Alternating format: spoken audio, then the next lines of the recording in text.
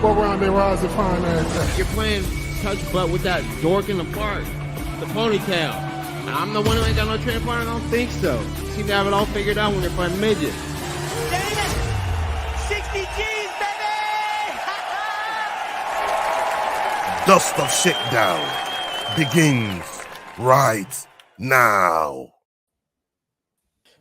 What's happening, Fight Week Show fans, Fight Week Show people? Then we're back with another episode of Dust Up Shakedown, man. And joining me to do that this evening is my brother, Yao, my brother Jordan. Salute to both of you. Yao, how you doing, man?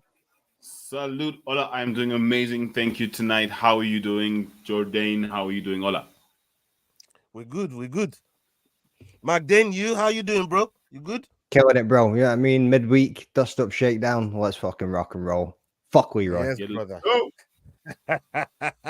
Yeah, he did promise Leroy that fuck you off air, and he's delivered. He's well and truly delivered as we're rolling in. Big up to everybody in the chat. Salute to all of you, man, in the chat. Captain Motion, big up yourself, Rels. I see you, Naz OG.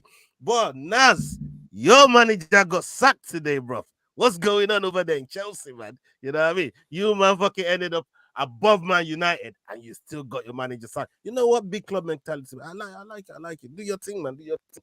You know what I mean? Hopefully, the next manager you bring in flops. You get me?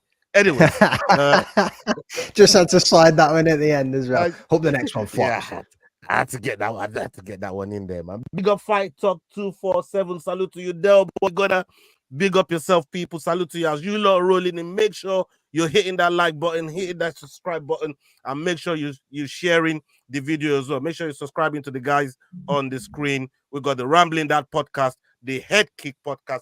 Kick them in the head. They're in the house. Make sure you go and check them out. Make sure you're supporting their work. Now, we got some topics to get to this evening. The first one on the docket. Let's have a look. The first one on the docket. This one is quite tragic, really. Really tragic news here. Cage warrior fighter Conor Hitchens dies at 26. He says here Conor Hitchens, a one-time competitor for Cage Warriors, has died at the age of 26 on Tuesday. The English promotion announced Hitchens' death, as did his amateur organization, International Mixed Martial Arts Federation, the IMMAF. Everybody that's involved in combat sport should know that organization. Neither the time nor cause of death of Hitchens has been made public yet. They want to respect the family as well.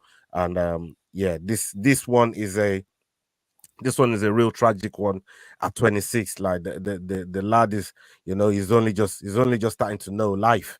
And this one here is as tragic as it gets. Let me come to you, McDane.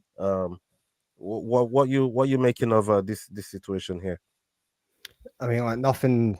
Obviously, it's tragic. Yeah, I mean, it's an absolute shame. And if anybody's going through anything, you need to know there's people out there you can speak to. I know nothing's been made public on how it happened or what's going on, but yeah, I mean, we can all make assumptions on how it went. You've seen multiple people throughout the industry, throughout the MMA space, have all shared their thoughts on it, reached out. I mean, rest in peace and all the well wishes, everything for the family, and thoughts and prayers have gone out. And it's horrible, man. 26 years old, like you said, he's just starting to figure life out. You don't know what's been going on in his life, what he's going through or anything like that. And it's an absolute shame. Like, everyone, it's a tough area to be in as well. Like, I mean, being that young, like, and being in this space, he probably didn't feel like it was a tough thing to do, to come out and speak to somebody, if it is the case that he's taking his own life or whatever it is that's happened. But yeah, caught a career short, unfortunately. He brought a massive crowd with him. In Cage Warriors as well when he fought there. Yeah, I mean, the place was absolutely bouncing. And yeah, not really much more to say on the subject, to be honest with you. It's horrible to see. Absolutely horrible to see. Yeah, you want to give your tribute to the young fighter that passed away. In the circumstances, whichever way you look at it, is so tragic, right? Yeah, look, condolences to his family on the loss. Obviously, it's never easy to lose a loved one, and in the MMA space, because we all get so close to these fighters, because fighting is such an emotional thing. It really hurts to see when fighters go at such a young age. So yeah, condolences to his family, and I hope that he rests in peace. And yeah, strength to all the fighters out there. Anyone who knew him, I hope that they have strength through this difficult time. Well said, man. Well said. Well said. Um, let's go on to the next topic. This next one here is something that's really bothered me. And yeah, we've talked about this sort of situation at length. Where it involves fighter pay. Where fighters that fight at the pinnacle of the promotion really shouldn't be going through something like this. Right, Mariya Agopova here. Everybody knows Mariya Agopova. If you're a UFC fan and with the women's division, Mariya Agopova says here in a week will probably be homeless. Right. I mean, when you look at her situation, she says less than a month away coming into her return to the octagon. UFC flyweight standard Mariya Agopova revealed that she's on the verge of being homeless, and she went on social media and said she's been touched by some of the disturbing details surrounding her personal life, claiming that those that are close to her, these are people that are like close to her, family members or managers. I don't know, people that are really really close to her, uh, attempted to exploit her and traffic her. And she said in about a week she'll probably be homeless, and she's not surprised because this is all this kind of classic calamity always ends up falling on her. And she said she don't trust nobody no more. She's looking for a charity shelter that is not going to exploit people for or try and sell her into sex slavery behind her back. Can you believe somebody's trying to tell someone that's made it this far into this world of combat sport? She's fighting for the UFC. This is a big promotion, and they're trying to sell her into sex slavery because of her financial situation. It should never be like that, bro. Like I've talked about fighter pay so many times. Yeah, we could talk about all the other promotions that's coming up. But if you're in the UFC, you shouldn't be fucking working anywhere else. You should be focused on that career, right? Joaquin Buckley, I remember when it was, when he made it into the UFC, I think 5, 6, maybe 8 fights in, he was still working at Walmart, right? Rob funds, delivering pizza. Like this should not be happening at the top end of the fucking spectrum of the game. It's baffling to me that people, all right, there are some people that like proper mismanage their money and shit like that. But we also know the pay packet of a lot of these fighters doesn't cut it. It don't cut it that they then have to go and double back and do some day shift work, maybe do some bouncing at nighttime at nightclubs. It's some of what these guys are doing on the side. Yeah, let me come to you on this one. I mean, this is something that it drives me nuts when I see shit like this. And we've spoke at length many times about topics like this, brother. Talk to the people. So on this one's a little bit tricky. I'm going to look at the actual facts around this. So I agree with you, fighter pay is an issue. But if you look at her story specifically, it's tragic that her family and friends would want to do something like that to her, because that's absolutely disgusting. And my heart goes out to her, and I hope that she gets through this tough time, because being trafficked by people is just wow. But if I look at her record, her last 3 fights, I think she's been in the UFC, but she was 2-3. She's out of Kazakhstan, and she's only fought about 4 times since 2020. Now, that's the thing. She's inactive. So there's no ways that she'd actually be able to make the pay. Even if she was, if she was fighting more regularly, maybe. If she was winning, maybe she would have. But she was losing. And so therefore, it makes sense to me that she is not able to earn what she needs to earn. That doesn't excuse what's happened to her. The other thing we need to look at, and this is something, and I think we might talk about this at length later on in the show, but there's another very active fighter by the name of Tapiwa Katikati who's been on a losing streak but has continued to fight. Do we then say that he shouldn't fight and then complain about the pay? So, there's a bit of a disparity between what these guys can actually achieve physically in terms of making sure they can earn versus what they can actually earn. So, like I said, my heart goes out to her, but unfortunately, she was not the best. She might have gotten to the pinnacle, but she wasn't able to compete at the pinnacle. And then the earnings didn't come in. And unfortunately, she found herself in a tough situation. So it's a very tricky thing when we talk about fight to pay, because all these things need to come into play, need to be looked at when we're talking about a situation like this.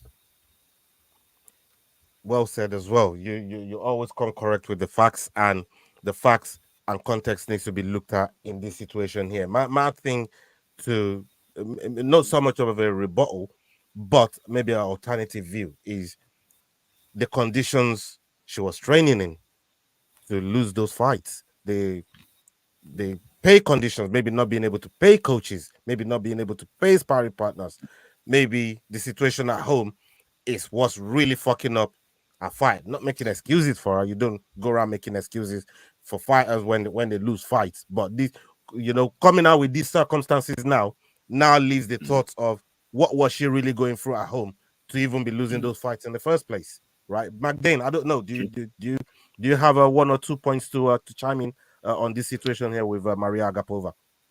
Yeah. So first of all, Captain Mate, we're going to get to that. Don't worry about it. And yeah, horrible situation. Yeah, I mean, having to bounce around different people's houses, couch surfing, basically. I mean, to try and like find somewhere to live, and then obviously people, friends, family, whatever, almost putting her into sex slavery is absolutely fucking wild, isn't it? Yeah, I mean, that's mental. They're doing it all behind the back as well. Like, these are the people you're supposed to love, trust, and think are going to support you, and then they're doing stuff like that. Is crazy, fucking crazy. And then how does that even like play with your mental, even like trying to go in for a fight or anything like that? Obviously, as Yao pointed out, I mean, I think she won a debut by armbar, I think it was, or maybe it was a submission of some kind anyway. Then she came up against Jillian Robertson, and she lost one. Then she's not been able to get a fight booked since. I think she now has, let me have a quick look, I think it's Luana Santos in July. Yeah, she has now got a fight booked. And then she's literally said, like, I have no money for rent. I have to live wherever I have to. People exploit me. Like, it's crazy. Like, and obviously you get a paid fight per fight, and it comes back to that old, like, should there be a salary or should there be something that keeps them going throughout the year? Where obviously you can get some people that aren't savvy with the money and are a bit reckless with it and have to pay it all out straight away. They've got bills to pay. They've got like management to pay. They've got coaches to pay. Like, everything that comes with it. They got food that they need to eat, and obviously I think you can go to the PI and they'll sort you out with your meals and your nutrition. Don't forget the IRS. Taxman's waiting on your fucking money. All of that. well. Yeah, just sitting there. No, yeah, just taking it. And depending where you fight, you've got to pay more. You know what I mean? Ola, you just said a swear word in my world. Yeah, tax. Yeah. Like, the taxman's always going to fucking get you. Like, I swear to God. But yeah, it's a shame. She shouldn't be in this situation. Thankfully, she's now got a fight set up, and hopefully that'll help her set something up in terms of living standards and getting away from the people that she needs to get to, and maybe tighten up a circle just with the right support around her. Yeah, 100%. I couldn't agree more, because when you look at this situation here again, she might go into this fight that she's got booked and lose, which again, how does that vicious circle get broken? Because she's going into another fight in a situation like this.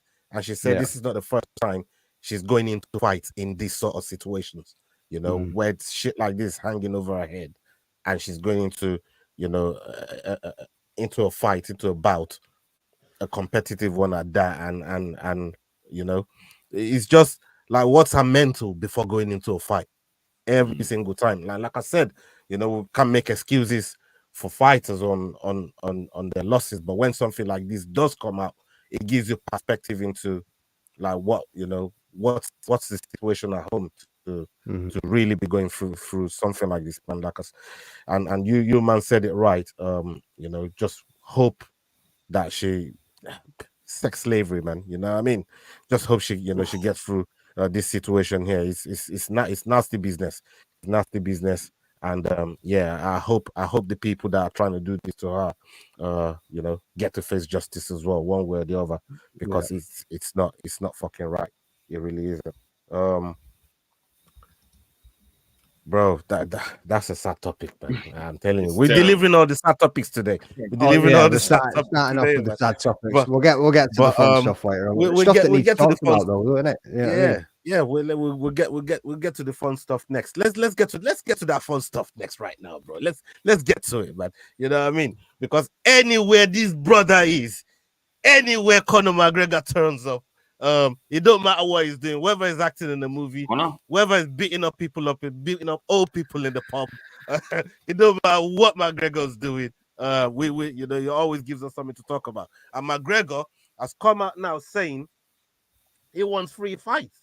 He wants free fights this year. I don't know how he's gonna make it. We're near enough halfway through the year to get through free fights. But he said he's open talks with UFC on a new contract, hoping to stay busy for the remainder of 2024. He currently has 2 fights left on his current deal, but hasn't fought since 2021 due to injuries and making movies.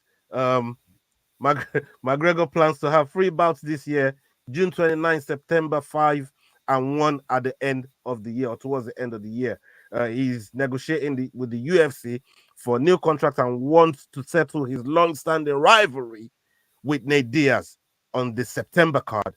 But Dana White has expressed reluctance due to Diaz not being under the UFC contract currently. McGregor remains open to fighting someone else if Diaz isn't available. But really and truly, as a true Diaz fan, I want to see that fight. Even if you just give Diaz that 1 year, that 1 fight contract, 2 fight contract, give him a 1 fight contract. Just bring him back, give him the 1 fight contract just for that card. Pay him handsomely for taking the fight. And let's see the very last. Let's see those End two of the settle. trilogy. Yeah, let's see those two really settle the dispute, and they can ride off into the sunset. McDane, I'll stay with you. I mean, Conor McGregor, this guy, everybody knows how he's changed. He's changed the game, especially in combat sports. UFC, Man's kicking about hugging trees. It's crazy, right? He's rap dissing everybody. Conor's he's just mad. He gives you something to talk about, bro. Talk to me, man. Talk to me, brother. Like you say, mate. Yeah, I mean, 1 minute is the hero, next minute is the villain, next minute is the fucking tree-loving hippie walking around getting grounded with his shoes and socks off, getting toes between his grass, getting grass between his toes. Mate, yeah. So Chandler in June, like you said, the Diaz trilogy. Will that be enough to obviously entice Diaz to come back to the UFC and sign back up for that fight? What other fight we're going to go for? We're going to see the Dustin trilogy. Is that what you think the third one would be? Has he made a call out for that? I know he said he was interested in the BMF and that he would go for no. He wants Leon Edwards, isn't it? He wants Leon Edwards. Did he say Edwards? He's looking at he did. Yeah, he wants Leon Edwards and Leon.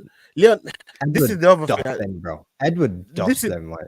This is the other thing as well. Edward's actually fucking up for the fight, and he says after his fight with Belal, he wants to fight Conor. And this is the other thing that gets on my tits, bro. It fucking gets on my tits. Why are you trying to fight a man that's not even ranked in the division? I know it's a money play. It's a money thing. Yo, talk to me about this whole Conor McGregor situation here, brother. So Conor, you heard what Conor said about Usman? He called him a bum. So I heard Kamaru Usman. Is that an Irish accent from a South African? Yo, yes, I'm not a Conor hater. Let me hear that again. Let me hear that again. Conor hater. You know, we team Khabib over here. You know what I mean? I might come across as I'm a Conor. I don't hate. I love Conor, man. Trust me. Yeah. I might come across like, yeah.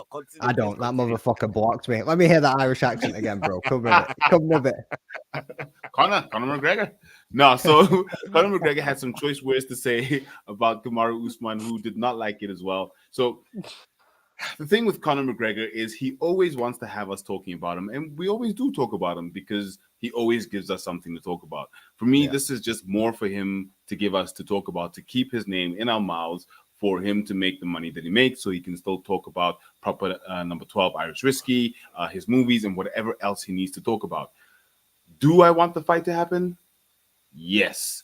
Should it happen? Probably not. This is the Diaz Conor fight. That one, Right. let's see the trilogy. But I mean, if he's not in, Diaz is making enough money. Sorry to jump in, but I genuinely don't think it would be the same now as what it would have been if they continued it earlier. Like, yeah, you'd be interested in seeing the fight, but is that trilogy really something that's going to live up to the hype at this point? Like, I don't know. At this point, no.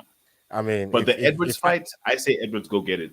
Go get that money. Let's see Conor fight a champion. Let's see if Conor can be the Conor that he was. He was the first 2-division champion.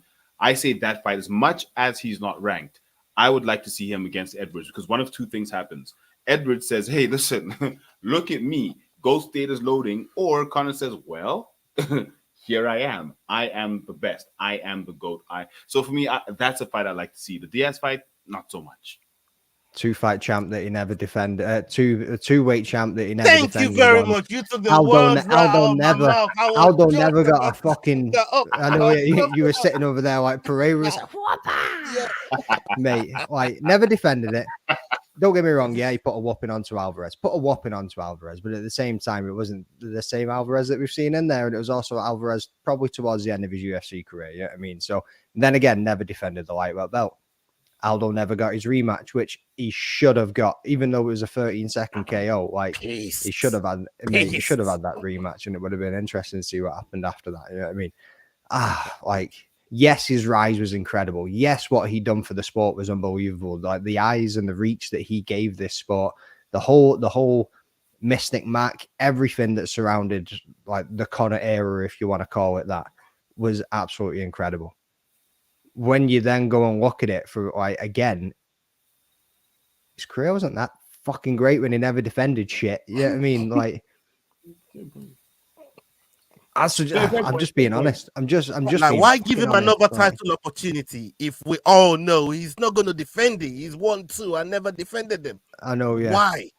Did you see him on that live stream recently, sitting with a bottle of whiskey, acting like he was fucking gassed, and he's like slagging, he slagged Taporia, and then he also went at Volk saying, I'd kick the fucking head off his shoulders as well. Like, what'd you know? I think Volkanovski would have destroyed you at featherweight, bro. Like, at featherweight, yes. Bro, yeah, featherweight, 100%. Even at lightweight, I think Volkanovski moves to him. Like, I still look at that fucking first fight he had with Islam, and boy, put my bias hat aside, he probably won that fight. You know what I mean? It was that close. So, but I think he's also getting that much hate right now. Sorry, mate. Just he's almost getting that much. Well, not hate, but you know, what I mean, people are doubting him because he's been out for so long. He might actually have that fucking comeback and a half that everyone's going to be like, "Holy shit, the king is back!" You know what I mean? Like, the king is back, like that. Look, you know that either the king is back or he gets shut up, and that's the thing for me. At least we can then finally set. Does Conor ever get shut up? Like Conor broke his leg and he's talking about he's talking to Dustin about your wife is your husband. All this fucking crazy shit. Like, does Conor ever stop, brother? Conor never stops, man. You know what I mean? It's one of the things I love about that guy, though. Is he always gives us something. He leaves us something, man. And look, the build up to the fights, no doubt, is going to be fantastic. The build up to the press conferences, the whole deal is going to be wicked. But I just want Conor to stay consistent in the sport, man. You know what I mean? Be involved in the sport. You know, it's good that we're hearing that he's chasing all these, 3-fight contracts. Hopefully, they're able to put something together for him. But god damn, you know what I mean? Serious. He don't stop. Go big up yourself, Conor. I salute. Like, no, that bro does not stop, man. He doesn't. And that is what you can't shut Conor up. He's just one of those guys. He's got that aura about him, and he's one of the reasons why we all love him in the sport. Look, I swear to God, people, I don't hate Conor. I'm not a Conor hater. He's beating a lot of my fucking, favorite fighters. Put it like that. You know what I mean? In Nate Diaz, in Jose Aldo. These are some of the guys that he's got wins over. And yeah, man, I want to see the trilogy. I still want to see that rematch with fucking Aldo. If Aldo can get anywhere near 155, You know what I mean? Who knows? Who knows? And Aldo is back. Yeah, the Aldo's King here. of Rio is back. Aldo's here. Maybe not even put anything on the line, but I just give him a bout. Just give him a fight, man. You know what I mean? Yeah, that'll be interesting to see. McDane, before we move off the Conor topic, do you think if Conor gets this free fight contract, is able to fulfill them and stay off the radar of the old USADA, the new drug agency, who I still don't know their name, but the new drug agency that's just come in? Do you think he stays off their radar and again make weight, be disciplined and fulfill this free fight contract he's looking for? You'd have to. Yeah, I mean, I think he's already he's off all the steroids and everything that he was using for recovery. You know what I mean, so I think he will just go clear now on whatever it is that he has to do. I think he has two fights left in his contract. I thought he was going to ride those 2 fights out and sail off into the sunset and say adios. You know what I mean, go and do whatever it is that he wants to do. Has he not just started part ownership of bare knuckle boxing? So maybe he'll end up going into some more boxing bouts or whatever he's going to go and do with that. But he might sign for a third. I know. I'm pretty sure he's got 2 fights left in his contract. He might sign for a third, and then we'll see what he wants to do from there. But I think it also depends on who actually wants to line up the fights for him and who he wants to go against. Because I know we did when I mentioned Gaethje before. He did mention I do like that BMF belt, and he would fight Gaethje for it if he retained it. So he might even go for a Max Holloway rematch for the BMF. Yeah, that's look. I hope something along those lines happen, because Conor is somebody that I enjoy watching. Like I said, the whole build up is always, it's when you knew Conor's star power was when him and Mayweather were selling out stadiums just for fucking stare down, just for fucking press conference. They were selling out stadiums. Mate, that Mayweather that's how press you know. conference was insane. Like, I think we were in Toronto or something somewhere, and it was class. Like, it was one of the best things you've ever seen.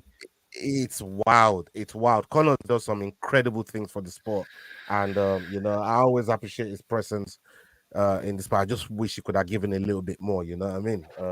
But hopefully, we start seeing that side of him. Do you have anything else on Conor, Yao? No, look, for me, I'm a Conor fan. I didn't used to be, but honestly, I just talked about him so much on the show. He was in my mouth every episode that if I say I'm not a fan, then I'm a liar or a hater. So I'm all for Conor. Let's get it. Pause. No Diddy. No Diddy over there, man. Yeah, I mean, anyway, I just want to say this, like, inside joke. How's that for 7 minutes, Leroy? Fuck you, bro. Yeah. Hopefully Leroy gets that. All right, let's get on to the next one. Let's get on to the next one here. We got Alexander Usyk. Alexander Usyk is ready to be stripped of his boxing world title. He says here, Alexander Usyk has become the undisputed heavyweight champion after defeating Tyson Fury by split decision. However, is set to lose one of his titles, the IBF titles, as Filip Hrgovic, the mandatory challenger, won't wait for a rematch with Fury, and instead wants to face Danny Dubois in June. So they're probably going to make it vacant, and the winner of that match will then challenge Joshua in Wembley in September. So at least Joshua can start raking back them belts. Usyk has no worries about being stripped of the belt. After being in camp for 9 months prior to this fight, and he's missed several holidays, birthdays. He went to war. He put the boxing gloves down in between the whole fight with Joshua. He put the boxing gloves down, put on the uniform, grabbed the gun, and went to help his country as well with the fight that was happening with Ukraine. So we've seen Usyk do some incredible things as well. But with this title, in the grand scheme of things, should Usyk be worrying about it? Is this something that I can come back to later? Because obviously the real money, is it's got to be the rematch with Fury, right? Yes. Look, I became, and I only honestly even heard of Alexander Usyk after he beat Anthony Joshua and made him speak nonsense when Joshua was in the ring babbling. Since then, I've watched his demeanor, his poise, and like you said, he's done a lot outside of the sport as well. Should he be stripped? Yes. I'm going to lead this into something I hope we talk about, which is 511 days without defending your title. What? And you're not stripped? Why? But look, it is what it is. You have to get stripped if you're not active as a champion. And unfortunately, he's chosen, like you said, the title that gives him the shots that he wants, the money that he wants, to let this one go. He can probably come back and get it again, maybe. But look, better to be stripped than to lose it altogether. I can come back and be undisputed at some other point in time. So, yeah, look, it's the fight game. We need to keep fighters active. We need to keep belts and divisions open to make it exciting. And boxing isn't that exciting. So, you can't have it held up with a fighter who's not active. You need to have those title shots. You need to have those title fights. So for me, I'm all for this, the belt being stripped. Let him go get the fight he wants with the rematch with Fury and then come back and then maybe get this belt back.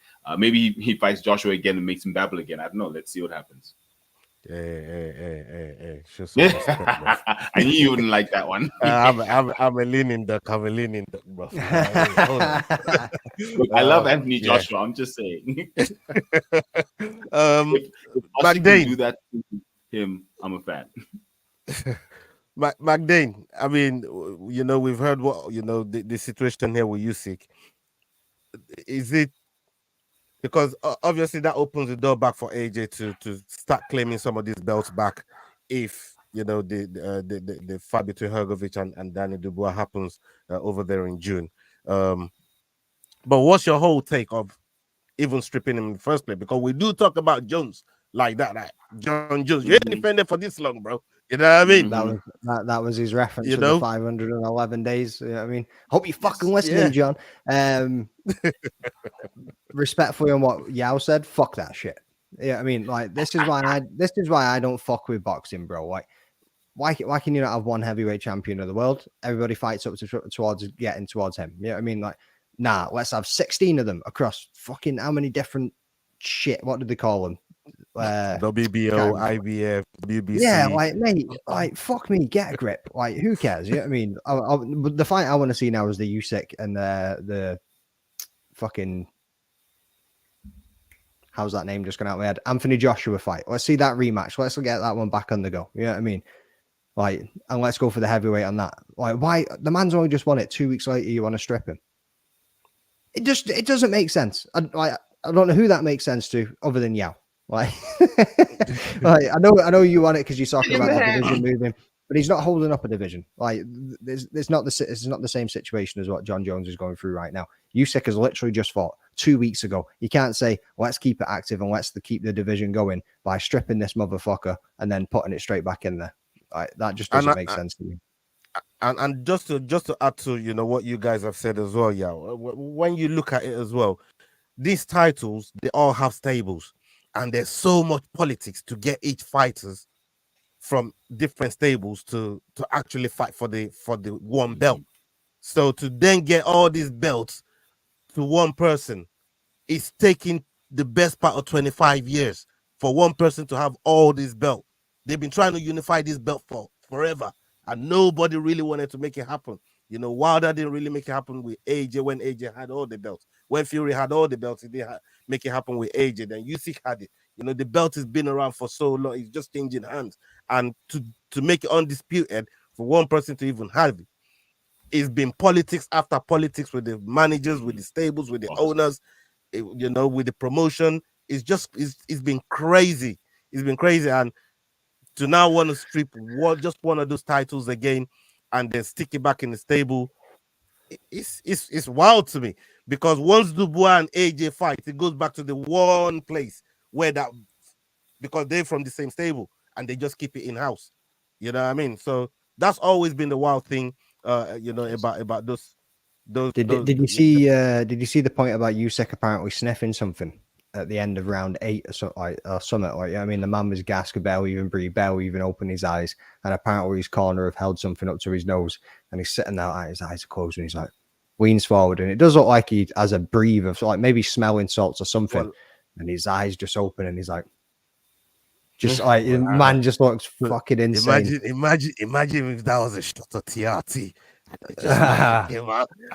full bit of Belfort mode and just Uh-huh. start putting it on Tyson Fury. Jesus Christ. I hope we don't hear that because obviously we saw what happened with King Rai in Ryan Garcia and Haney. You know, obviously Ryan Garcia has been cleared of one of the substances. So you know, I don't really want to stick that on him because it's been cleared of one of them, but I think they're still waiting on another result, one more result just to fully clear him. But he still didn't make weight, which is still a big deal. You know what I mean? So And hopefully did you hear what under Bisping said about Usyk as well? Yeah, please. He said, if you've won all of that money, would you not try and go and fix up them teeth, close that fucking chasm between your front teeth? I was like, Jesus Christ, as if he just came out and said that. Fucking Oh insane. my God. You know what? To any one of you out there that watches Drewski, they could have been house.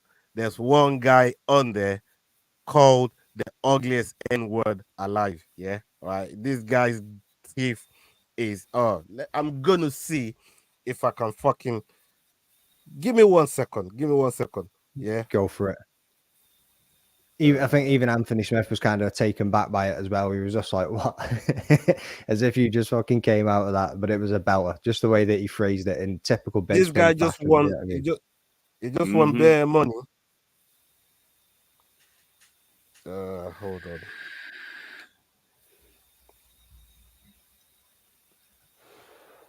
You know, Bear as with we're us, doing- folks. And he, We got and an he old said- man on the internet. Yeah. he said we're going to fix his teeth. I'm about to show you, but with all the money he just won, this brother said, I'm not fixing my teeth. I'm putting in the group now. Yeah, and you can share with the people. Shall we bring it up on the screen? Yeah, please. Jordy, I see your post about Bryce Mitchell. Mate, how wild is that? How wild is that? I understand that he wants the best for his son, but God right, damn. yeah, it should be. It should Yeah, be. got it, bro. Like seriously, this brother he just been on the show. He's the winner of the fucking show. Just got himself a fucking little record deal with Snoop and Drewski and all these other guys. And he said, "Yeah, I ain't never fixing my fucking teeth, man." Put out the big screen, man. Let me. Damn. And he goes by the name of the ugliest N-word alive, man. You know what I mean? That's his name. That's his stage name. That's what he calls himself. And he fully embracing that shit. That brother crazy, man. Big up to ugliest N-word alive, man. Salute to you, man. You know what I mean? Keep doing your thing with that gap tooth. So, you know, if people like this are about, you don't need to do nothing. That's not a gap. That ain't a gap, bro. He ain't got no teeth. You know what I mean, good luck with them gums, mate. You Jesus don't Christ. need to fix nothing, bro. I'll tell Brother you. doesn't need a gum shield, like his gums are the shield. And he had bare scraps as well, you know. Serious, I'll send you a link later, man. He had bare scraps in the house too. Like, yeah, you know what I mean? But yeah, back on that crazy. Bryce Mitchell thing real quick. I don't know if you've seen it all, but Bryce has dropped like a 2.5 minute video and he's basically saying like, I'm like my son's been born, he's 12 pounds now, he's healthy. Like I'm urging everybody not to get your kids vaccinated. Like it'll kill them and it'll give them autism.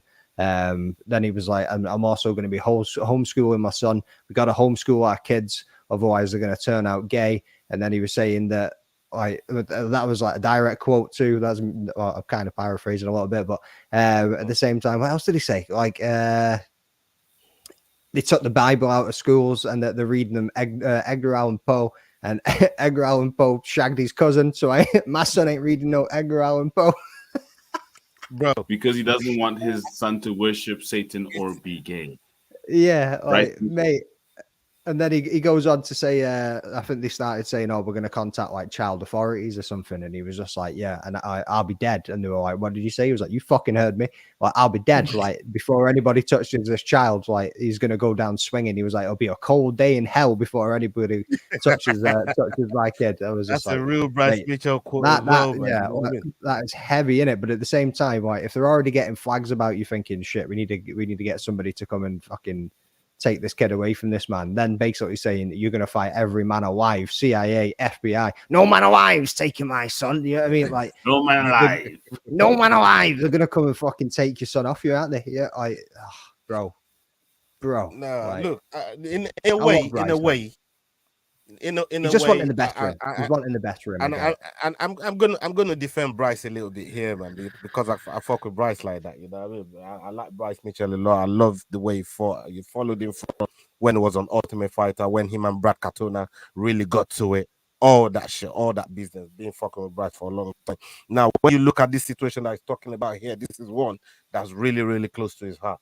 And for me, when you look at his lifestyle, the way he lives, the way he's always lived, he's a mountain guy, right? When you know their culture over there in the States, how those guys live, they don't really deal with civilization. They don't have mobile phones. They're homeschool, themselves. They live off for land. They don't really like to go supermarket and buy shit. That's his mentality. That's his lifestyle. That's how he's always grown. That's how he grew up, So in a way, this is what he's always known. And he obviously wants to bring his child up like that. So to some people that don't really know Bryce Mitchell like that, or really look into how he's grown up and how how they really do things in their culture and side of the things, they'll be looking at him like, boy, what's this crazy guy talking about? But everything that he's listed is kind of normal to him. That's his everyday shit. You know what I mean? This is what he does on a daily. Go to the mountain, go in the mountains, stay there for months at a time, hunting deers, hunting moose, hunting fucking bears. Bro, that man choked the deer out with his own hands. You know what I mean? Like these guys, from a tree and choked the motherfucker. That's what I'm out. saying. This guy is as crazy as they come, man, when it comes to that kind of lifestyle. Like, you know what I mean? He's a proper hunting guy. So look, that's their culture, and I'm not gonna knock him for him thinking like that. It sounds weird. It might sound weird to other people, but when you look at that culture and how they do over there, that's how they really get down. You got something to say about that, Yao? Look, Bryce is off center, but you're right. The one thing we love about UFC is that the fighters all come from very different places, very different backgrounds, have very different views on life. And that's what makes it so enjoyable, that you can see someone that has Bryce Mitchell's views, who doesn't believe in gravity, it's just density, as he says, versus, a lot of other fighters who have you watched Terrence Howard? For example, imagine Terrence Howard and Bryce Mitchell in the same room. Now that's a fucking podcast I want to see. That is a fucking podcast I want to see. Holy shit. So yeah, look, he's entitled to his views. We don't all have to agree with it. He is just another person as well. We just so happen to know about him because he's a fighter. So it's interesting to see his life. Like you said, he comes from a completely different place, and it's interesting to see the views of someone coming from somewhere that different. 100%. Look, we're still going to watch him fight. A very, very entertaining fighter. And when he throws down, he does move like no man alive. He's going to get that win off of him. That's how he moves in the cage. Let's go to that next topic with Sean O'Malley. Sean O'Malley gets swatted whilst live streaming. It was live streaming. This guy, this is crazy. Sean O'Malley reveals that there was a fake police call, and they said I killed my parents. The police responded to a call about an active shooter with 2 dead bodies inside his home. O'Malley was shocked when the police turned up, and he was cooperative. He walked out of the house with his hands up as he was confronted by multiple officers. He was eventually placed in handcuffs and taken away in a police car. And when questioned by the police, O'Malley learned that the caller had reported him for killing his parents, which is clearly false claim. Yo, they're crazy out there in America, bro. We take it lightly. Full of crazy motherfuckers. Talk to us, Yao. We take it lightly when we say, look, you shouldn't be revealing people's numbers and certain information about them on social media, because like we just spoke about with Bryce, these are real people living real lives out there somewhere. and someone decided to get a hold of Sean O'Malley's address and decide to prank call him and get the cops to come to his house. But that's some crazy shit. To call the cops and say this person killed their parents, go over. Like, who does that? Like, really, who does that? But it does speak to the star power of Sean O'Malley, who's now one of the biggest stars in the UFC. That people are starting to play ridiculous pranks like this on him. Let's just hope it doesn't affect his mental focus. Let's just hope that he's still there to give us the sugar show. But look, that's some crazy stuff. But then again, Sean O'Malley's a little bit crazy himself. He does some crazy stuff. So he probably enjoyed the prank at the end of the day. Like, fuck, Yeah. It's just a little bit of hazing for the champion. Let's get it. Let's go. Yeah, you know what? You're probably right about that, man. Jordan, do you think you enjoyed a prank like that? I mean, somebody said he killed his parents with 2 bodies in the yard with fucking feds with guns all over your yard and shit. Like, man, talk to me. I think at the time he was probably like, fuck, like you said, just listen to them and I ain't going to get shot because they've got ARs and shotguns pointing at me right now. So I don't want to do anything fucking wrong, step out of line. And he's obviously just walked out and done as they asked him and got into the car, found out the situation. But this is a problem. Like, it used to happen a lot more than what is happening now. But like big streamers. During a live stream, though? During a live stream? Yeah. So that's why they do it. So they can see it happening on the live stream. Like that's the whole kick of doing this. Like, it's happened multiple times.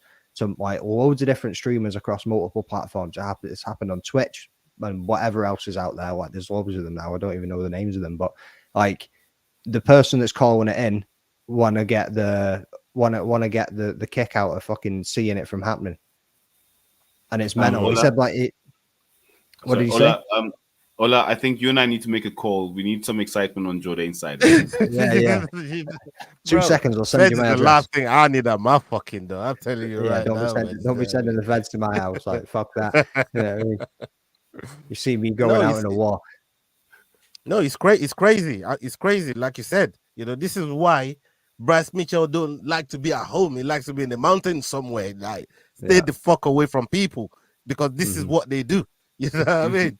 You don't have a phone. 100%. You don't have. It's just one of those. Like, he don't like civilization like that. Man. Like that brother there. He just was. Anyways, for something like this to happen to Sean O'Malley on a live stream is crazy. It could be some cloud chasing exercise as well. Who the fuck knows? Who the fuck knows? Would they be that sick though to say he's killed his parents? I don't. Yeah, like, because that's how they get swatted. These Americans are crazy. I know, but it's called swatting. That's how they do it, to get them to get a SWAT team to the house, to break through the fucking door, to smash in, to arrest them, to be pointing guns at them or whatever else. Like, it's literally like a trend. It's called swatting. Go and Google it, search it on YouTube, whatever, and you'll see multiple accounts of it.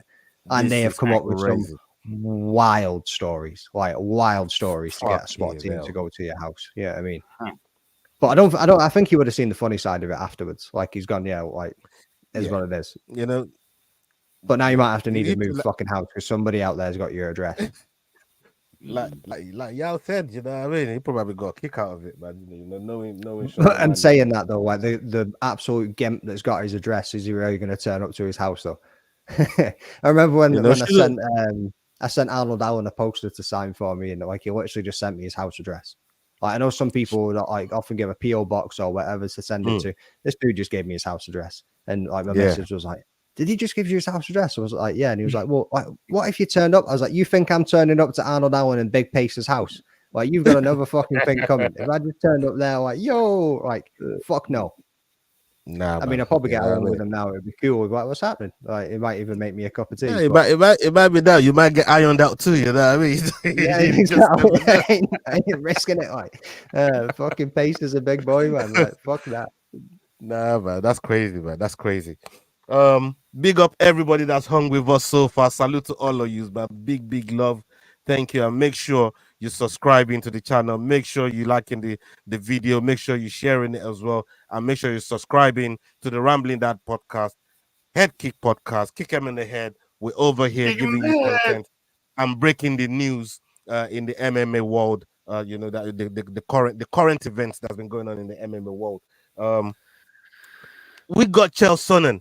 This one is something that, some of the topics that we wanted to talk about as well, aside from the slides. We got Chael Sonnen, and he says You know, he announced a boxing fight. At first, when I first saw this, I think it was you, McDane, or Nas, salute to Nas as well, who put in the group that I was meant to be fighting Terry Crews. And I'm like, Yeah. what, Terry Crews? OG, triple OG? What, he's got a fight with Chael Sonnen? Like, what the hell's going on here? Then, subsequently, we got the much improved news that it was going to be Anderson Spider Silva that's going to be fighting Chael Sonnen. This one here, when you hear Chael Sonnen speak about it, it seemed really, really grateful that Spider is giving him this opportunity, because everything that is still spoken about to today is all tied to Anderson Silva. But what Anderson Silva is going to achieve in his career ain't tied to him, so he feels privileged for Anderson Silva to offer him this fight, and this is going to be Anderson Silva's last fight as well. Magdane, what do you have on this? I'm actually going to take a little leaf out of Chael Sonnen's book here, and I'm going to call him Shahail Sonnen. Yeah, I mean, like, because he likes to call people different names. So Shahail obviously put it out. I was like, what the fuck? Like, to begin with, to be honest with you, like, where the fuck did Terry Crews come out? Like, out of nowhere, out of the sidelines. Like, That's yo, I'm fucking fighting wild, bro. Anderson Silva. I was like, what? Like, where's this come from? Like, there seemed to be no beef. There seemed to be no back and forth. Absolutely nothing between them. All of a sudden, you know what I mean? Like you say, OG, triple OG's coming up to face the OG. And I was just like, nah, this ain't going to end well for Terry Crews. Like, I was like, holy shit. And then the next day, Chael Sonnen comes running out, and he's just like, boom, I'll see you in June. He's like, what was it he said? He was like, Anderson, it's me. I'll see you in June. I was just like, wow, like, where's that come from? But the trilogy we all didn't know we needed, and we're getting it. It's going to be epic. Yeah, but it's brilliant. It's brilliant. Oh yeah, you want to finish on something? Yeah, I was going to say, like, we'll probably talk about it in a second anyway, and obviously, yeah, we'll give his piece, but who do you think's getting it done? Personally, Anderson's been super active compared to Chael Sonnen, so it's clearly going to go one way in it. Yeah, I mean, I don't think, and there's no threat of a takedown in this one, and we know who's got the better striking overall. Like, so we know where this is going to go. Yeah, look, yeah. Chael is currently Shahail, bro. Go on. Chael's currently sitting on a 3-0. He's sitting on an 0-0 boxing record. The Spider is sitting at 3-2 boxing record. So I mean, just simply not just activity, but Chael has never boxed before. He's going to go and box Anderson Silva, who's now got a 5-fight career under his name for boxing professional. So that one's definitely going Silva's way. It's going to be an interesting, fun fight. Let's just see how long Sonnen can last. That's really what that fight's going to be about at this point for me. But like you said, Jordan, it's the trilogy we didn't know we needed. Definitely much better than the McGregor Nate Diaz fight for me personally. This one I would see. Yeah, I'm actually pretty excited about this. Like, when it got announced, I was like, holy shit, I'm actually like buzzing about that. That's fucking awesome. Yeah, I mean, although Terry Crews would have also been a very nice one. Like, to watch suddenly Terry Crews against the great Anderson Silva, that would have been fun. It wouldn't have ended well for him. But the other thing, over quick. The other thing that I wanted to say about this fight as well, when you look at this situation surrounding this fight, he was actually offered a MMA fight. He chose. He turned down MMA. Spider told him, let Sonnen pick the rules.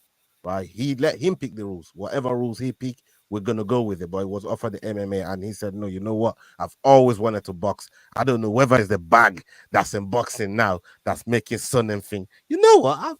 The little boy in me, just like Rob Van Persie talking about the little boy in him, he's always wanted to be Man United.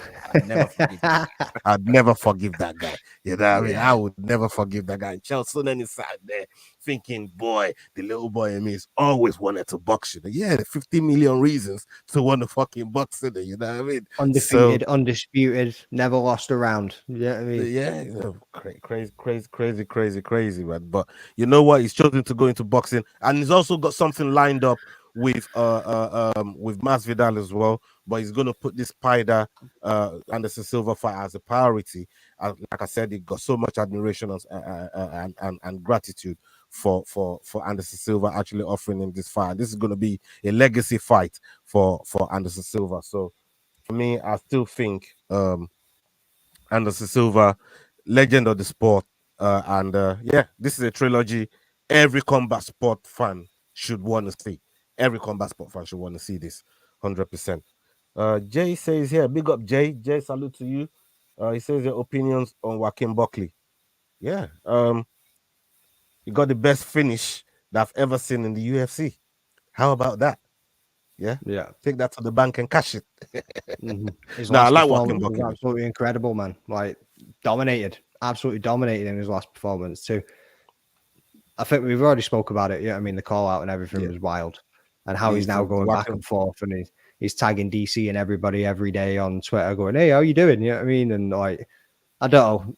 I think he's maybe overplaying his cards a little bit now. Like, He's on the up. just He's keep on the doing up. what you're And doing. why Yeah, and just why keep not doing what and you're why doing. not go with all the clout that's coming with it? You know what I mean? Yeah. He's done some incredible things in the UFC in terms of entertaining fans, in terms of his knockout ability, the way raw.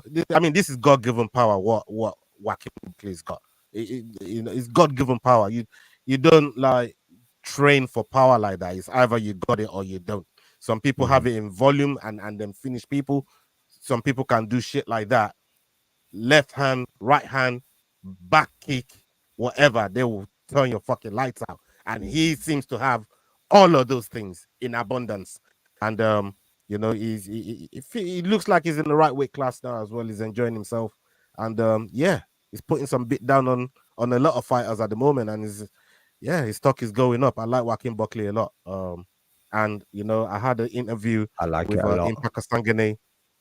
Had an interview with Impact Sangane, who's gone on to PFL to do great things, and being the champion at the 205 division over there. And even he said, you know what, he's thankful for that knockout that Joaquin Buckley gave him, because that knockout made him famous. Everybody, when they want to talk about that knockout, which is probably the best, they still say in the UFC at least one top 5 if you really want to get maybe with semantics about it. It's one of the best knockouts. And when they talk about that, you got to talk about Impact, and that's how he sees it. He's even grateful for being knocked out like that. So, that's what Joaquin Buckley really brings to the table. Yao, you got something on Joaquin? Yeah, look, I like Joaquin Buckley a lot as well. I like his attitude. I like that he used the N word in his interview, in that Octagon interview, also his other win. I mean, he's fantastic. But I don't think he's able to beat the top 10 in terms of my opinion on him as a fighter.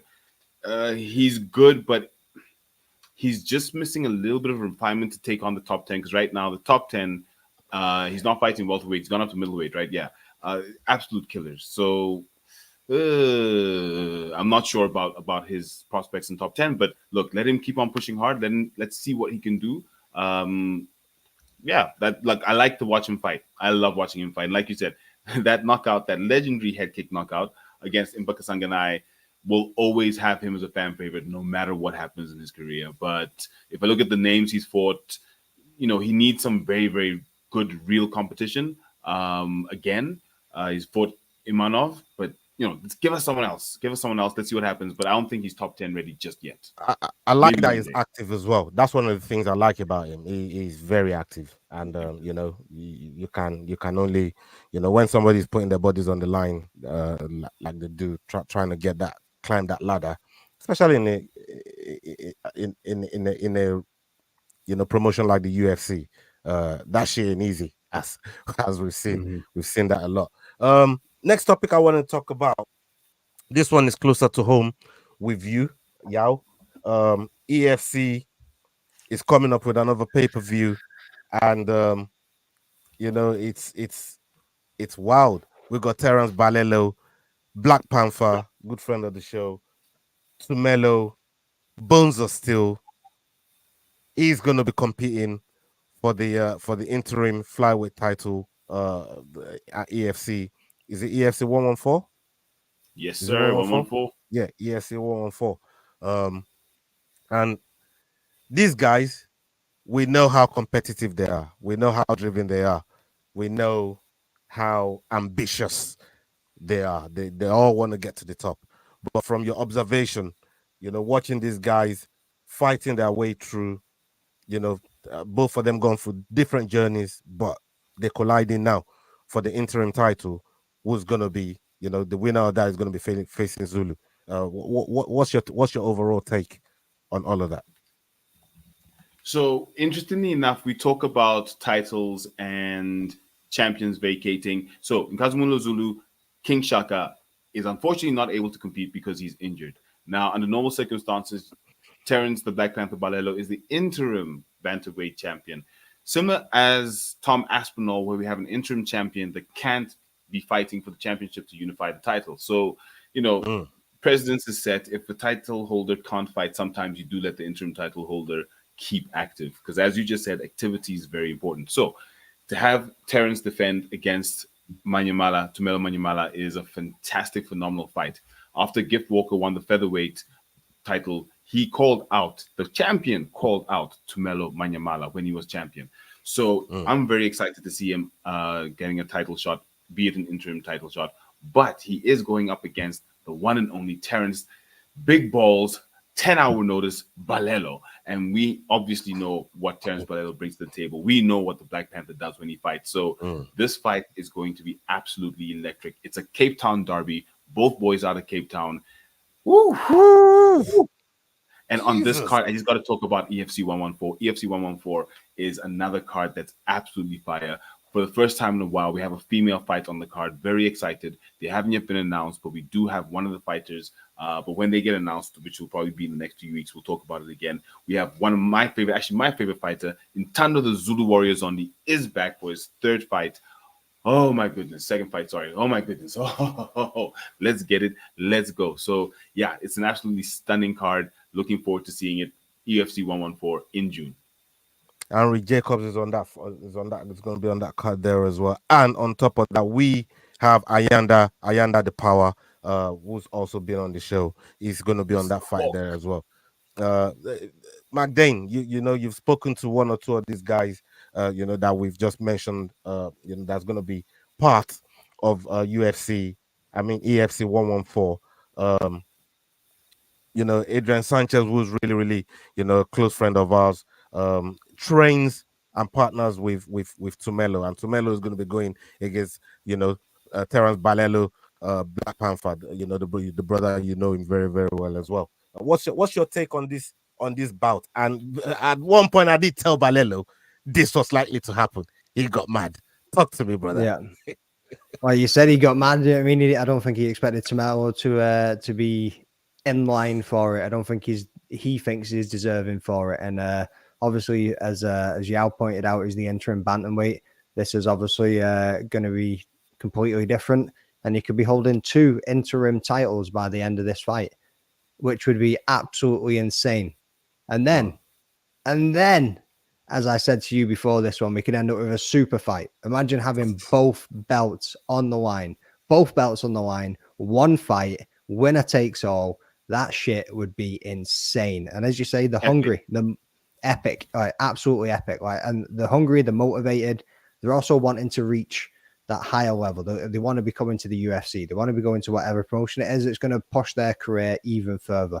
They're doing great things with the EFC. The EFC are doing great things with the fighters. And I'm loving to see the growth. Absolutely loving it. It's going from leaps and bounds ahead of itself. Every single card that they put on seems to get bigger and bigger. 100%. I just like the fact that they got these 2 guys in the cage now, because you've mentioned before. Gift called that Tumelo. Tumelo is one of the rising stars in that division, and obviously with the gym that he trains in, the people that he trains with, is got good people around him. So does Terence. Terence has been there, done his main evented. He's took fights on stupid hour notice. That we don't call him Triple B for no reason, but he fights with Coach Hayden. Hayden's just won that amazing fight with the Troublemaker. So yeah, incredible, and we don't call him Triple B for no reason. So this is a fight that we're really, really looking forward to. When I got the news to this, I thought, holy shit. This is what this is what we've asked for. And as for Ayanda the Power, if he goes on and defeats his opponent in this fight, that puts him in a very, very illustrious place as number 1 contender for that featherweight title. Talk to me, Yao, about that one specifically, Ayanda the Power. The Hawk Zwane, Simbarashi the Hawk Hokonya versus Ayanda the Power Zwane is a phenomenal fight. The Hawk fighting out of Corvus, just here in Johannesburg. Ayanda fighting out of Cape Town, trains with Luke Michael, fantastic fighter. They're now fighting out the last fight in the Grand Prix for the featherweight title, and sheesh, this fight is going to be very, very, very tough because both fighters are experienced, both fighters are tough, both fighters are skilled. Now, if I look at it, the power, the power has the speed, right? Mm. The Hawk has the power, ironically.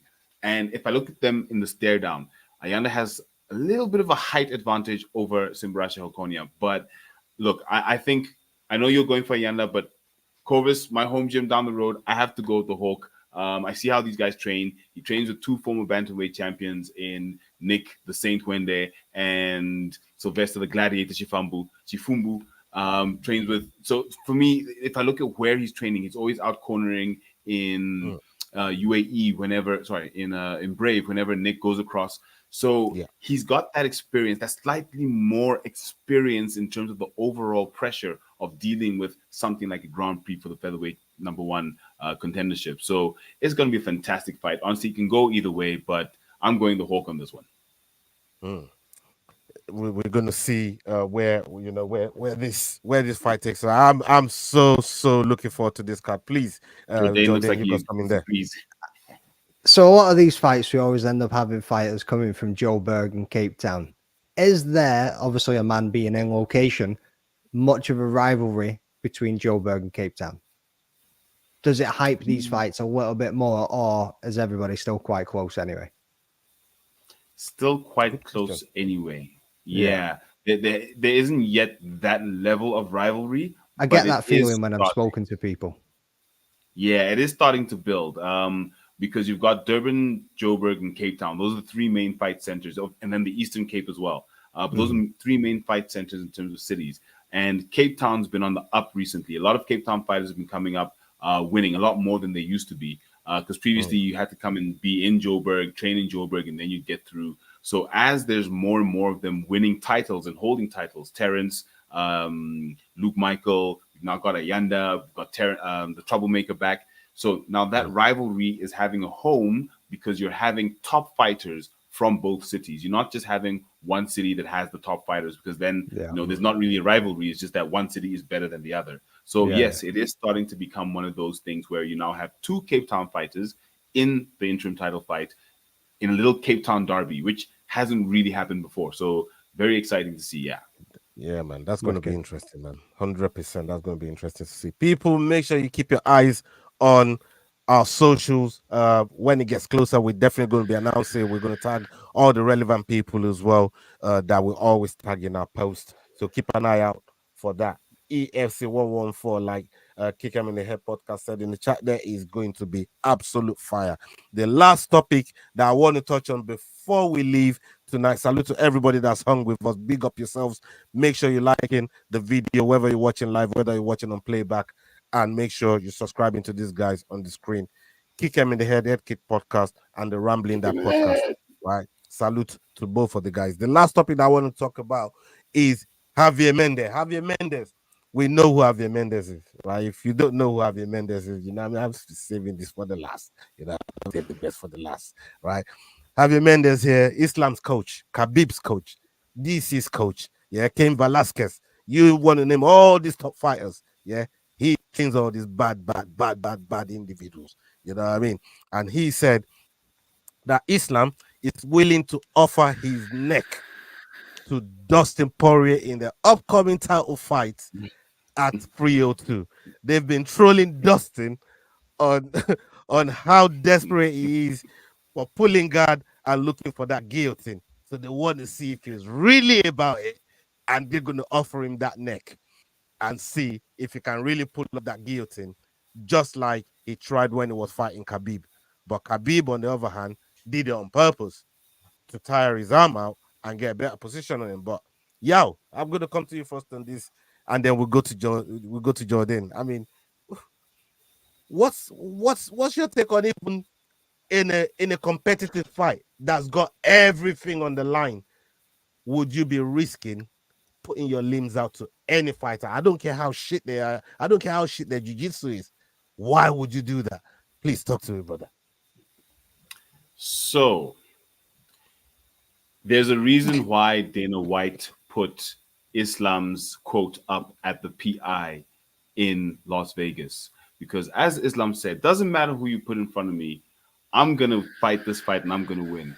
And for him to say that in a title fight, having come off beaten one of the GOATs, Volkanovski, twice with a head kick win, for me, I say he has all the right to say, Dustin, let's see what you can do. I know what I can do. I am the champ. Let's get it. Let's go. He said, yeah, look, he respects Dustin, but I agree with him. Let him see what Dustin can do. Dustin loves the guillotine choke. And if you're ready for it, maybe Dustin might just switch it around and pull a Kimura. We don't know what he might do, just to surprise him because he knows he's going to be giving him his neck for the guillotine. But for me, I think that's absolutely fantastic gamemanship. I think Islam probably would put out his neck and survive. That's phenomenal for me. That's a great champion there talking. A few champions we have right now can definitely learn from that. No names mentioned. McDing, what do you have to say to this whole crazy, like, I don't know how you offer your neck for guillotine in any fight, but bro, talk to me about it. What Scott, I saw your eyes pop out there. Yeah, get it. I mean, see the veins popping. I got a whiplash doing that.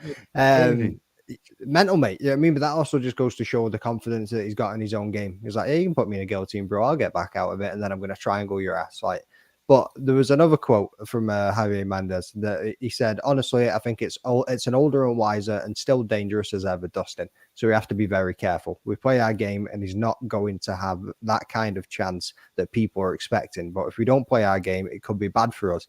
He's a spoiler type of guy and dangerous for sure. We're definitely not looking at him as an easy fight because he's not an easy fight. I don't look at Dustin as anything but a great warrior, a true fighter that's going to come out and give it the best and do the Rocky type scenario. Our job is to make sure that he doesn't do that. And he's not wrong. We could possibly see a Rocky type scenario here. Yeah, I mean, like, Dustin could pull it off. And if he jumps that gilly in the first and he's dry, and Islam's like, mate, I swear to God, he could do it. And we've also seen Islam rocked. Like, we've seen him hurt before. He's been cracked. You know what I mean? Like, he could potentially crack him. He could get it done. If Islam decides that I'm going to stand and I'm going to trade with this man and I'm going to show people that I'm not just going to take him down to the ground and submit him, and he wants to try and showboat a little bit. Comment up again. Big up Aussie Fighter. Salute to Aussie Fighter at the house. Big up yourself. Dustin sub 23-1. $50 on, you get $1,000. Why the hell not? Why not? Like you said, if he jumps that gilly, why they still dry in the first round? Whoa, and he catches it and he cinches it in nice. This is what I'm saying. Like, to me, it's just dangerous games. Like, to do that in a fight that's it's a title fight, bro. It's a title fight. Like, hey, there's a lot at stake in a fight like that. And we've also seen, like you said, if Islam comes out, he gets out of that gilly and start putting hands on Dustin because he's now got better position. And we saw with Volkanovski when they got out of that T-City, against Brian Ortega, and he put paws on him. Oh, he put them hands on him, and he bit the brakes off of he bit the brakes off of Brian Ortega just for trying that bullshit, and he got out. But boy, we thought that was all. We thought that was it. It was so tight. It was tight, and Dustin could end up in a position like that where that shit. I don't want to see Dustin gas his arms trying it though too much. You know what I mean? Like, his best chances on the feet, putting them combinations together that we see him do over and over again. Get like the finish between Conor and Benoit Saint-Denis were almost picture perfect in the combination that he landed to put the man down. The punch was very, very similar. You know what I mean? Like, and that's what I would like to see. One of those highlight reel KOs coming for Dustin Poirier. But I think Islam is definitely going to be getting it done. Last thoughts on this, Yao? Yeah, definitely Islam for me. If we think back to when Poirier fought Oliveira, and he said, and he lay on his back for most of the fight, saying, I don't want him to take my Mm. back. Unfortunately, he will pull the guard, he will try the gilly, and there he goes on his back, and there's the fight. So that's Yeah. why Islam is very willing to stick his neck out for that gilly because he knows exactly what will happen once he gets out of it. He's now got ground control, which is not a place that Dustin would want to be in the first place. So yeah, for me, stick your head out. Like, get ready for that gilly, Islam. Let's go because that means you win the fight in my books. Bro, it's a fucking crazy trap as well because once he's there on his back, there's three situations. You take the mount, you give your back Mhm. up, or my Mhm. man could just put you in a fucking trap where like he could put There I you thought go. you said the just three there's so situations were going to be tap, tap, tap. I could that too. Like there's so many crazy shit that could happen. Or for jumping the gilly and not getting what you jumped the gilly for. But like, Yeah. bro, we saw it happen with Charles Oliveira, man. If ended up finishing him in triangle. Like there's so many things that Islam could do right there, man. And yeah, if he's not scared going down there with Charles Oliveira, that fairly confident. And he's talking from confidence here, maybe not arrogance, I'd say. You know, he's fairly confident he can do that with Dustin. You got something to say there, Jordan? Yeah. All right. So obviously Dustin could get the upset. If he does, you think he defends the belt? If he doesn't, do you think he retires? I think he retire on the high, bro. He was thinking about it anyways, man. You know what I mean? If you get end Yeah. up winning something like that, don't give them Dagestani another chance to come and take that shit back. You hang that Because shit up. it would be an immediate rematch of Islam, you would think. Yeah, I mean, Yeah, but you know, we've seen it with one of the greatest, GSP. He won that shit. Said, yeah, I'll give him a rematch. I buggered off. yeah. He told me, yeah, I'll give him a rematch. And he's just like, no rematch, bro. I'm leaving on a Man win. disappeared like the dinosaurs. He's buggered off with it. So, you know, that's what I think Dustin should do anyways, man. Well, I don't know what y'all thinks. Look, wow, it's very interesting because if you look at his age, Dustin is just in the peak twilight or twilight peak, if you will, at the age of 35. I don't think he retires. I think he's been going at it so long, and he is one of those guys who is a genuine fighter. He loves to fight as much as it is about getting a title. He loves to fight. So I don't see him retiring. I see him. I mean, we didn't see Anderson Silva retire. We saw him pushing through, and unfortunately, he went on a skid at the end of his career. I think Dustin would definitely defend it. It might not be against Islam. We don't know. If he gets a first round KO, maybe hits Islam just a little bit too hard. Islam's out on medical suspension and he has to defend against someone else. Then, yes, he definitely, I think, will defend. But, you know, if it's a loss, I think he might, just disappear for some time and then possibly retire or come back one last fight and then hang up the gloves. But honestly, I think he would defend if he wins the title. He's only I reckon 35. he's Look going at to crack Amanda. him. He's going to turn around to the cage and be like, Josie, hey, Josie, we did it, baby. Now, that'll be fun. Oh Oh, my man. god, you're gonna be seeing DC losing his fucking mind, man. Like DC won't know who to fucking go with, man. Like this is a boy from his hometown, and that's the guy he Yeah. fucking with. Like, boy, Yeah. he loves both of them as well, man. You know what? A lot of people are gonna be calling for DC not to be on that commentary, but I want DC on that commentary, man. I swear to God, man. It'll probably be one of the most honest pieces of commentary you'll get out of DC because he's got You know what I mean? you know what I mean? He's For real. got two horses in the race. Like it's not just a one I horse really race want for to see DC how to he's win. gonna. I really want to see how he's gonna call the fight on that one there, man. It's gonna be mad. It's gonna be mad to see. Yeah, man. We've DC's come always to the end of this. Yeah, man. We've come to the end of the show. Big up, Yao. Big up, McDane. Salute to all of you. Big up to you, to everybody that's hung with us up until now. We had nearly 70 of you at one point, right across all platforms. Thank you to all of you, man, that show love. Make sure you're subscribing. Make sure you're liking the video, sharing it, and we're gonna be back next week with another video on what's been going on with MMA, and we're gonna have some guests for you. Hopefully, we'll have Tumelo for you. We'll have Adrian Sanchez for you, and we're gonna have Ayanda the Power and Terence Balelo. Some of the fighters that we've spoken about tonight, we're gonna have them on the show. We've been speaking to them, and we have it in the pipeline. We're gonna get those guys to you guys, and yeah, up onto the next video, people. Hasta la vista. We're out. Salute. Love. Ciao. Peace. Kick him in the head. Don't forget. Kick him in the head. Fuck Leroy.